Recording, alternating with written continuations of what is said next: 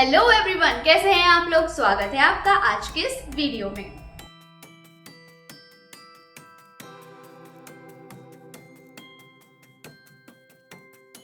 इस पोस्टर को देख के आपको ये तो समझ आ गया होगा कि मैं आज किस टॉपिक पे बात करने वाली हूँ और आपको क्या दिखाने वाली हूँ। जी हाँ, सोशल मीडिया पे दो शादी ट्रेंड कर रही हैं। एक सौरभ जोशी और दूसरा इंद्रेश उपाध्याय जी, जो कथावाचक हैं।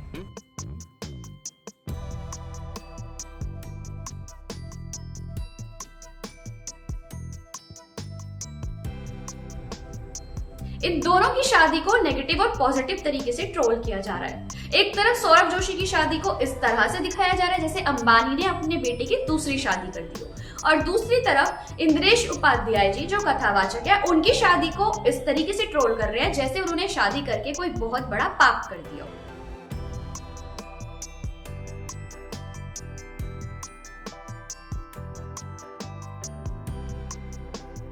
मानो जैसे ट्रोलर्स ताक लगा के बैठे थे कि कैसे उनको ट्रोल करना है।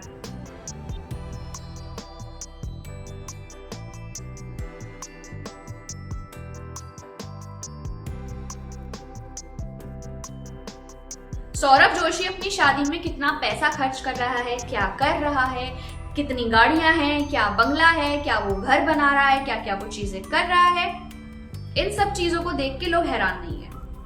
लेकिन यहाँ इंद्रेश उपाध्याय जी ने अपनी जो शाही शादी की है उसमें कितना खर्चा किया है, उस चीज को देख के लोग हक्के बक्के रह गए हैं। क्यों? सवाल ये है लोगों का कि सादगी का पाठ देने वाले गुरु, क्या शाही शादी उन्हें शोभा देती है? लोगों का कहना है कि इंद्रेश उपाध्याय जी ने अपनी शादी में इतना खर्चा क्यों किया है।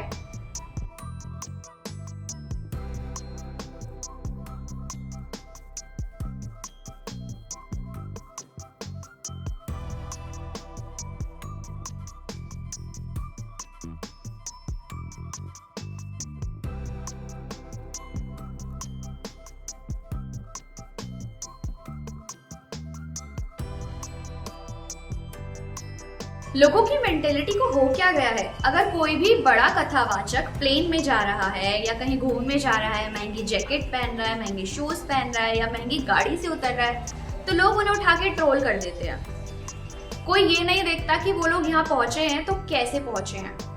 यहाँ इस सफर तक पहुंचने से पहले उनकी लाइफ में क्या था और इस सफर तक वो कैसे पहुंचे हैं, कोई ये एंगल नहीं देखना चाहता है, ना ही दिखाना चाहता है। आइए आपको थोड़ी सी झलक दिखाती हूँ। यूट्यूबर सौरभ जोशी ने अपनी गर्लफ्रेंड अवंतिका भट्ट से शादी कर ली। धमकी मिलने के बाद शादी को पूरी तरह से गोपनीय रखा गया था। शादी में सिर्फ दोनों परिवार के कुछ लोग ही शामिल हुए थे। ऋषिकेश से सटे टिहरी जिले के तपोवन स्थित रिजॉर्ट में सौरभ और अवंतिका की शादी हुई। मशहूर यूट्यूबर सौरभ जोशी अब जीवन के नए सफर की शुरुआत कर चुके हैं। मंगलवार को उन्होंने ऋषिकेश के तपोवन स्थित एक खूबसूरत रिजॉर्ट में अपनी गर्लफ्रेंड अवंतिका भट्ट के साथ 7 फेरे लिए। ये शादी पूरी तरह निजी रखी गई, जिसमें सिर्फ परिवारों के चुनिंदा सदस्य ही शामिल हुए। सौरभ ने अपने ब्लॉग में भी पहले इशारा किया था कि यह एक सीक्रेट लोकेशन पर बेहद सीमित लोगों की उपस्थिति में विवाह करने वाले हैं। समारोह की गोपनीयता इतनी सख्त थी कि दोनों के परिजनों के अलावा किसी को भी रिजॉर्ट में अंदर जाने की अनुमति नहीं थी। मंगलवार की सुबह ही दोनों परिवार ऋषिकेश से सटे टिहरी जिले के तपोवन स्थित रिजॉर्ट में पहुंचे। विवाह पूरी तरह पहाड़ी रीति रिवाजों और लोक परंपराओं के साथ संपन्न हुआ। 7 फेरों से पहले परिवार के सदस्यों ने पारंपरिक लोकगीत गाया। सौरभ के चचेरे भाई कुणाली, जो अक्सर उनके व्लॉग में नजर आते हैं, वो भी शादी का हिस्सा बने। कुछ समय पहले सौरभ जोशी को धमकी मिलने की खबर ने उनके फैंस को चिंता में डाल दिया था। इसी वजह से शादी की सुरक्षा और गोपनीयता को प्राथमिकता दी गई। अपने व्लॉग में सौरभ ने कहा था कि शादी बेहद निजी होगी और इसमें दुल्हन पक्ष से सिर्फ 5 लोग और दूल्हा पक्ष से 10 लोग ही शामिल होंगे। सौरभ जोशी की पत्नी अवंतिका भट्ट हल्द्वानी की रहने वाली हैं। उनकी उम्र 26 साल है और हल्द्वानी में ही पंडिताई का काम करते हैं। लंबे समय से सौरभ और अवंतिका एक दूसरे को डेट कर रहे थे और शादी से कुछ दिन पहले ही सौरभ ने अपनी पत्नी अवंतिका का चेहरा अपने YouTube चैनल पर रिवील किया था।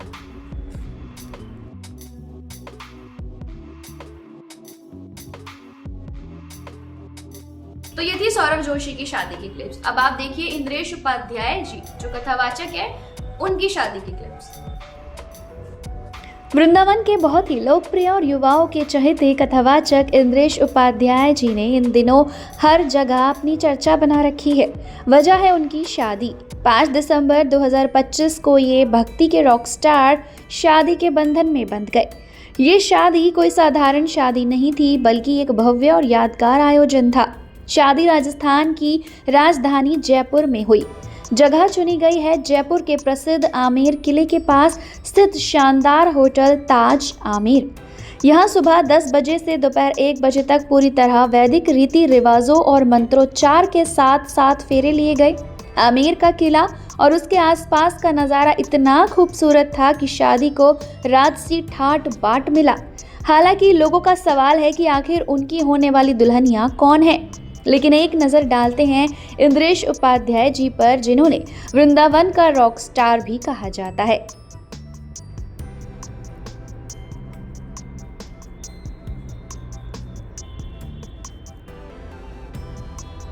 शादी की रस्में वृंदावन के रमण रीति आश्रम में हुई। हल्दी, मेहंदी, संगीत सब भक्ति भजनों और राधा कृष्ण के रसिया गीतों के बीच हुए।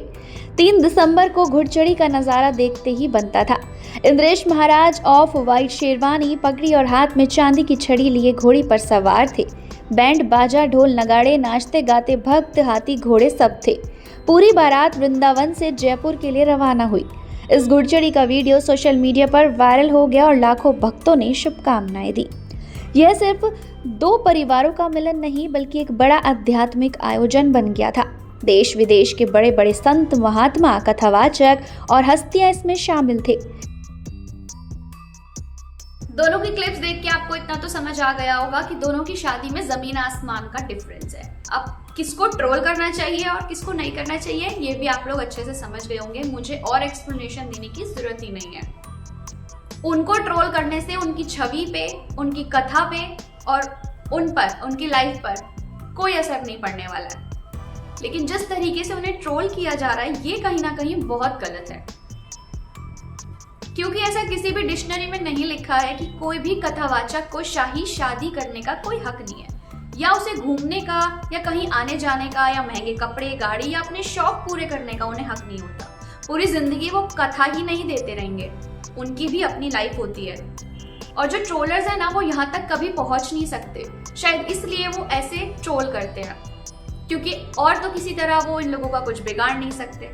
आप मेरी बात से कितने सहमत हैं मुझे कमेंट में बताइएगा। फिर मिलेंगे कल नेक्स्ट वीडियो के साथ, तब तक के लिए गुड नाइट, टेक केयर। को डिलीट करने को लेकर साथ ही उन पर ये भी आरोप लग रहे हैं कि वो पहले से शादीशुदा थी और शादी से पहले